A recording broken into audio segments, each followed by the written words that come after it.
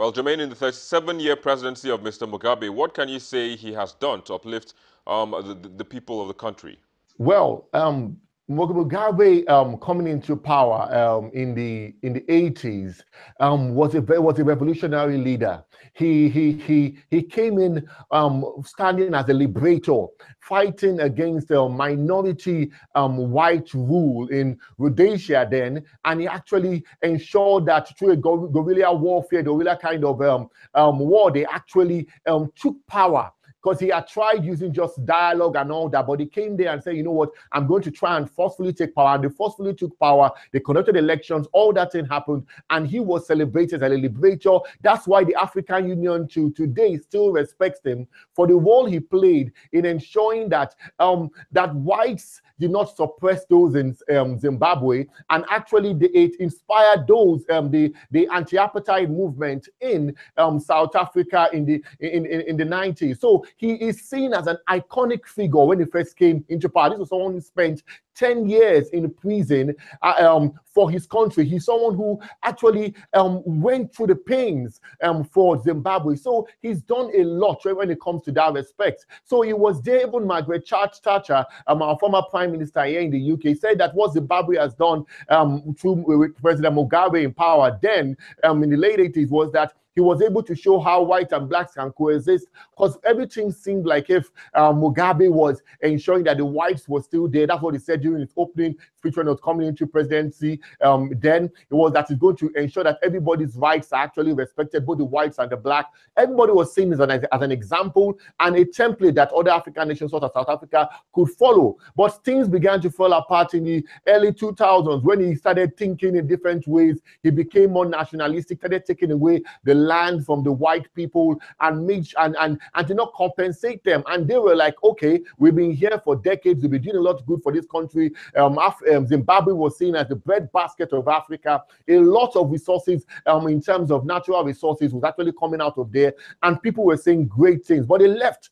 And you know what, but they didn't just leave. They left fallow land, and they also left their expertise that they've spent decades knowing how to farm the ground on Zimbabwe. Unfortunately, we didn't transfer to the black people there. Mugabe also started falling apart for him when he started to try and take power by force in the 2008 elections, when he suppressed people such as Morgan Tsvangirai, the president of the Movement for Democratic Change in Zimbabwe. He started doing a lot of things that were contrary to what they knew him as the great revolutionary leader in Zimbabwe, who bet that new country then. But all of a sudden, he started messing up, and that's why we are seeing the slow and the gradual fall of, so to say, the Zimbabwe, which led to him being his resignation and the military takeover then, and the new president coming into power. So what is the positive to be drawn?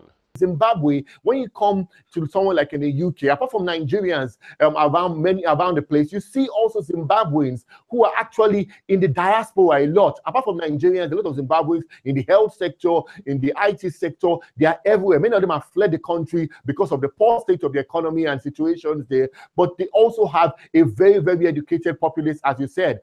President Mugabe was is a very, very intelligent man. He has up to 6 degrees. He was a teacher in Ghana. He learned under Kwame Nkrumah, which is a great leader from Ghana. This is a man who is well read and and learned. So he ensured that knowledge that he had saw that Zimbabwe has up to a 90% education or literacy rate which is one of the highest in Africa compared to all other African nations. So take it, love him or hate him, he actually ensured that Zimbabweans are educated and their footprint is seen in other countries around the world. And they are very, very educated people. And we hope that expertise that they've been able to acquire will now be used to develop a new Zimbabwe.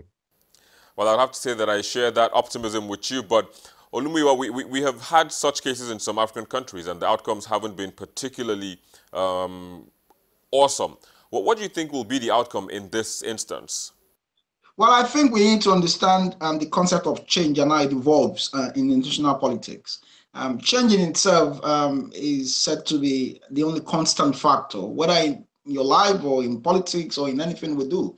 So having understood the fact that change can happen at any time, then the next question will be what kind of change are we talking about? There's only one straightforward example of an African country where we're about to change, and which hadn't gone down pretty well. And we'll talk about Libya. The UN Security Council resolution 1973 that chased out Gaddafi wasn't just an Arab Spring event. It was the West that chased Gaddafi out of power.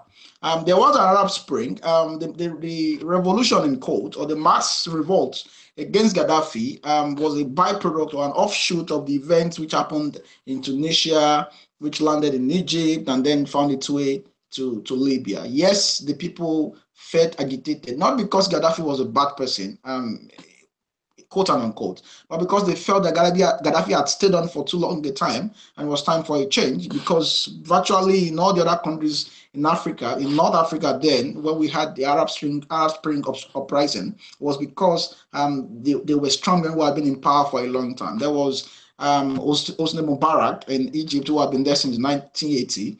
There was the young man from Tunisia, Ben Ali, who had also been there for a long time. So the question for Libyans wasn't about whether they fared better under Gaddafi. It was about them wanting the change of leadership, because they felt from 1967, when Gaddafi had been in charge, they had not known any other leader. So that was the grounds for the protest, and not because Libya was badly governed within the Libyan standard, within the national standard. At the time Gaddafi was in power, Libya had the best of everything working for them. I mean, they had the lowest unemployment rate in Africa. They had one of the best health sector system in Africa. Everything was working for Libyans. Poverty and all that were not indices that featured in the Libyan discourse. So, but the West weren't comfortable with Gaddafi, because Gaddafi was a constant stumbling block to whatever imperialist agenda they had for the rest of Africa. So Gaddafi had its faults, and it played into their hands, and then there was that intervention. So it was the UN Security Council 1973 resolution which led to the no-fly zone, which was imposed on Libya, and then Gaddafi's military assets were targeted, and then that aspect of power was taken away from him, and then the people were able to move. All right, just hold your breath for a second. We'll take a quick break and we'll be back to continue.